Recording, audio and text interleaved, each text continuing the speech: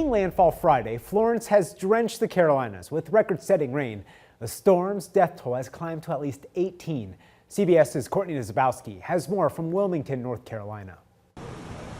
3 days after Florence made landfall, the storm is still battering the Carolinas. Floodwaters are still raging across parts of our state, and the risk to life is rising with the angry waters. The National Weather Service says some rivers in North Carolina won't crest until tomorrow. It came fast and I just had to jump in the car and run. Shane Carson evacuated New Bern along the coast ahead of Florence. Now 300 miles inland in Black Mountain, floodwaters forced him to leave again. Not sure if I'm going back home. I don't have a home now.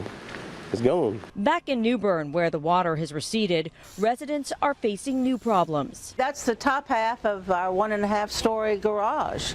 I don't know where the rest of it is. Lee Bell also has to figure out what to do with a boat that's ended up in her driveway. Don't know where the Miss Scarlet came from. It must have been anchored somewhere and just washed in during the storm. Farther south here in Wilmington, you can see the damage Florence left behind. Floodwaters are blocking every road in and out of the city. Officials plan to airlift in essentials for people until the floodwaters recede. As soon as I hit the water, I knew. Doug Nickerson needed help after his car failed to make it through a flooded street. I feel kind of stupid for just, not blatantly seeing it, but it really is dark. More than 900 people have been rescued by trucks, boats, and helicopters in the past few days. Courtney Zabowski, CBS News, Wilmington, North Carolina.